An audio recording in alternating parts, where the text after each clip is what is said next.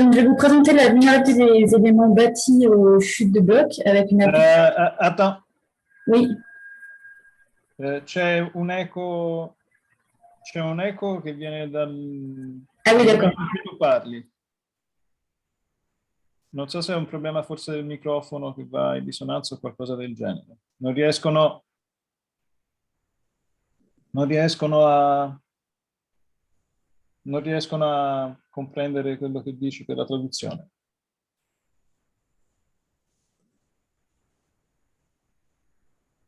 Filomena? Oui, est-ce que là, on m'entend bien? Ou il y a toujours un... Mi sembra vada meglio. Mi un micro. confermate?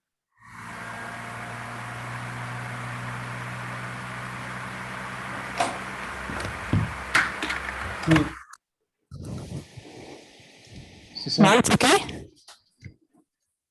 Si sentiva un ronzio, come forse la ventola del computer o qualcosa del genere.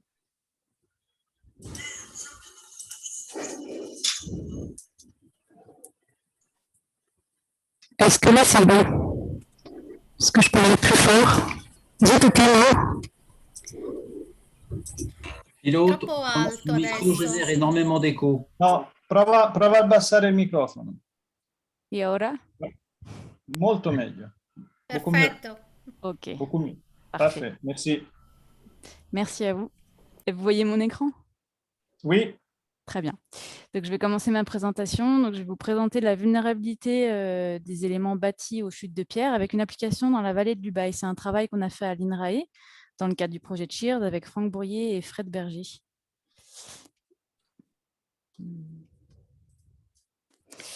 Donc, mon plan va se diviser en 5 parties. Je vais d'abord reprendre les définitions de la fragilité de la vulnérabilité, présenter les méthodes principales de mise en place de la fragilité de la vulnérabilité, appliquer en fait l'outil Fratch que vient de présenter Martine.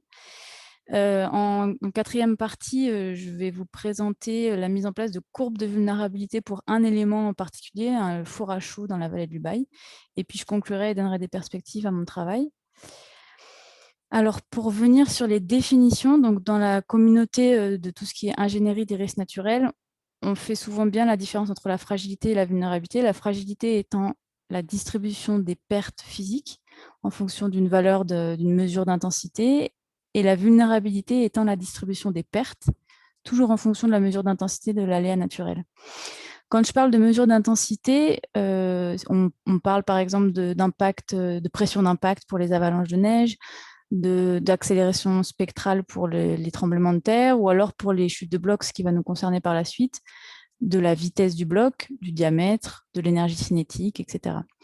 Quand on parle de pertes, souvent on retient par moyen mémotechnique les 3D, donc en anglais death, dollar et downtimes.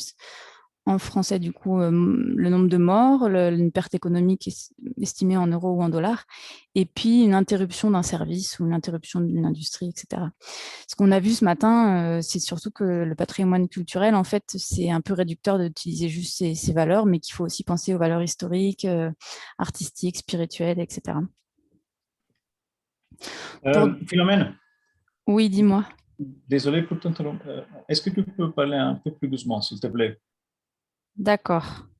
Ok. Très bien. Donc, je vais partir sur un exemple qui avait été présenté lors d'une réunion Cheers, qui était sur la fragilité du sanctuary Galivaggio. Et là, on voit bien la fragilité comme déterminée par les dommages structurels, non structurels et du contenu. Donc, structurel, on a les murs porteurs qui peuvent être endommagés. En non structurel, on a tout ce qui est couverture des murs, donc peinture, bois qui couvre le mur. Et puis en contenu, on a les bancs, les tableaux, etc. Donc ça, c'est vraiment du dommage physique. Quand on a besoin de quantifier la fragilité, on peut la quantifier. Donc là, vous avez 2 exemples de courbes qui viennent du travail de Olga Mavrouli sur les chutes de blocs. La première courbe, la première figure à gauche exprime l'indice de dommage en fonction de l'intensité de la chute de bloc, exprimé en énergie cinétique. Donc l'indice de dommage permet d'avoir une quantité de perte de l'élément qu'on étudie. Donc ça va donner une quantité entre 0 et 1. À droite, on a toujours une intensité de mesure qui est ici pour les chutes de bloc, le diamètre du bloc. Et cette fois, on va exprimer la probabilité d'être dans un état de dommage donné. On a ici 5 états de dommage dans l'exemple de la figure de droite, qui va de aucun dommage à faible, modéré, très fort, fort et très fort. Si ensuite on passe aux courbes de vulnérabilité, donc qui expriment la perte, on peut les relier aux courbes de fragilité par la loi des probabilités totales. Vous avez ici l'équation. Si on estime que la fragilité s'exprime en état de dommage entre 1 et 4, dans notre cas d'exemple ici, on associe à chaque état de dommage une perte, une vulnérabilité, ici exprimée en pourcentage, mais comme je l'ai dit avant, on peut avoir d'autres unités.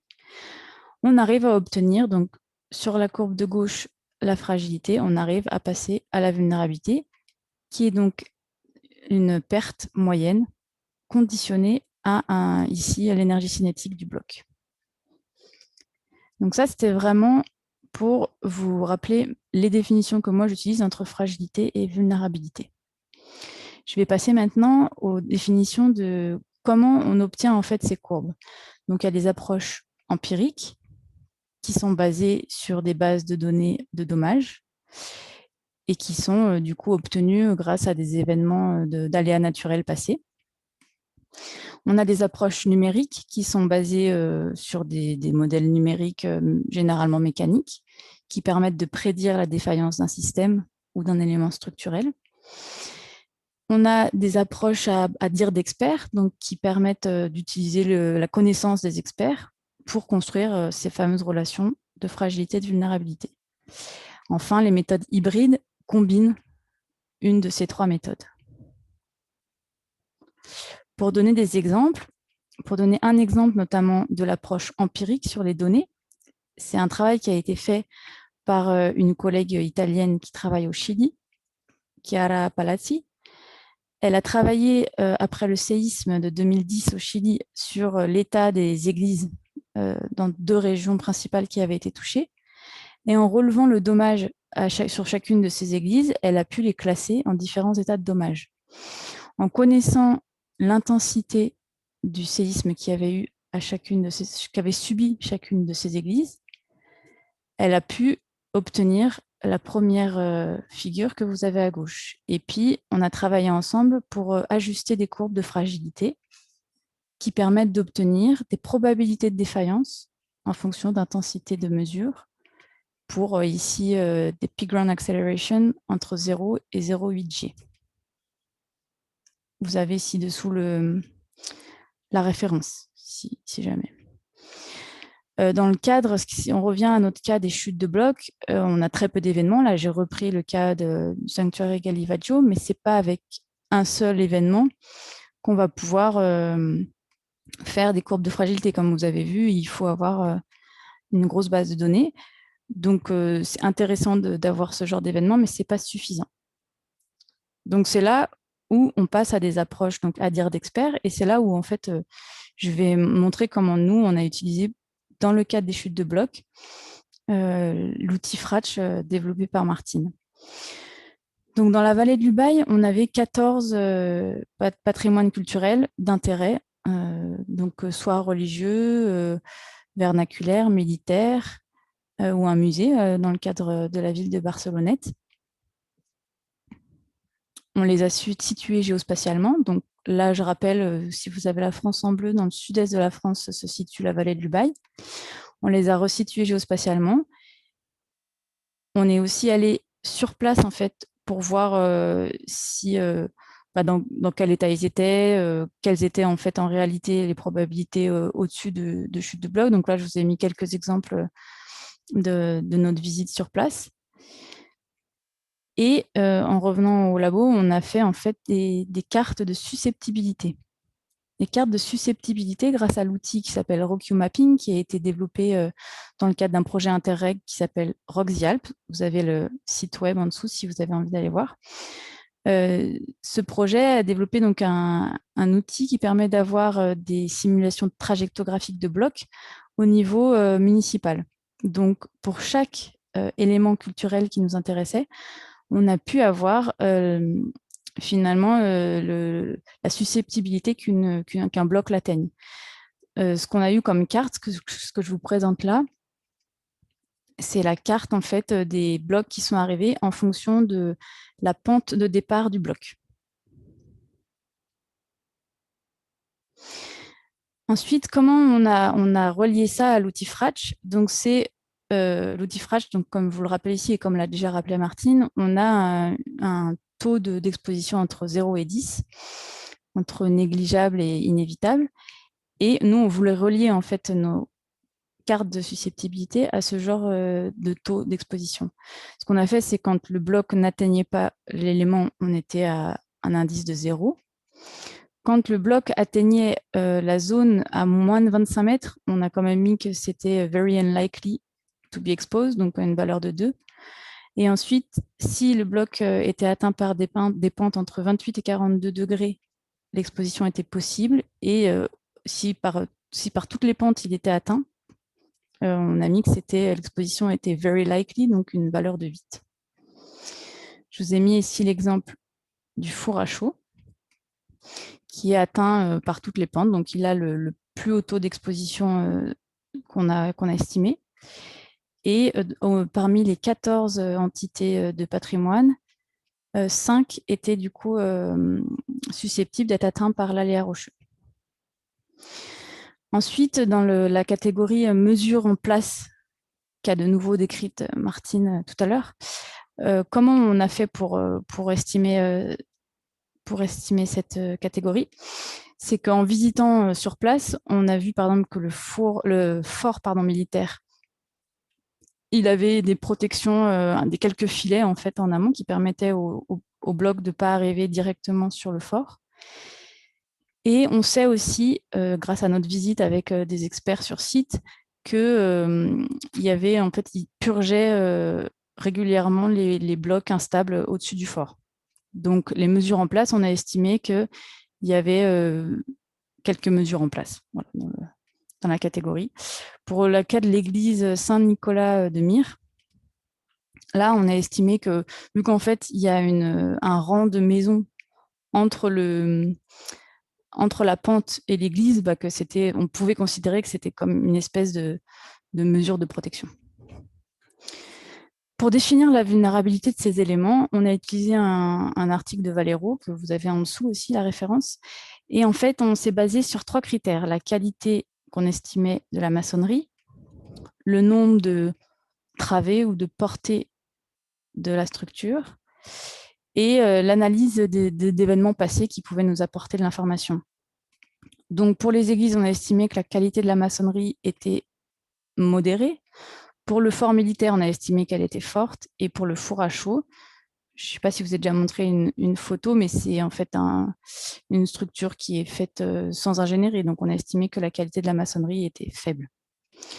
Pour le nombre de travées, c'est toutes des structures avec un fort nombre de travées, donc à part le four à chaud, du coup. Et pour les événements passés qu'on connaissait, on sait que le fort du Tournou a déjà eu plusieurs chutes de pierres qui sont arrivées jusqu'au fort, mais qu'il a peu de dommages, parce que c'est une grosse structure. Par contre, pour les églises, comme on a vu dans le cas italien, on peut avoir pas mal de dommages. Et puis pour le four à chaud, on a estimé que même si on n'avait pas d'événements passés, juste un bloc, en fait, vu la taille de la structure, pouvait endommager totalement la structure. Donc les églises, on a donné la vulnérabilité de possible, le fort militaire de unlikely et le four à chaud de likely. En combinant, donc, comme a expliqué Martine, on arrive à voir les indices de risque. L'indice de risque est le plus élevé pour le four à chaud. Et c'est notamment pour la probabilité d'atteinte et puis aussi en fait la sévérité qu'il pourrait avoir si jamais il est touché. Donc dans la 4e partie que je vais vous présenter, on s'est intéressé au four à chaud. Et donc pour passer outre cette analyse experte, on est allé faire un modèle numérique. Le modèle numérique, il se décompose en différentes étapes. La première, c'est faire le modèle mécanique. Ensuite, trouver les critères de défaillance. trouver les incertitudes statistiques et puis faire des ajustements statistiques qui permettent de trouver la fragilité et la vulnérabilité. On a utilisé un modèle mécanique qui s'appelle Psychonos. Vous avez aussi le lien en dessous qui a été développé par l'INRIA.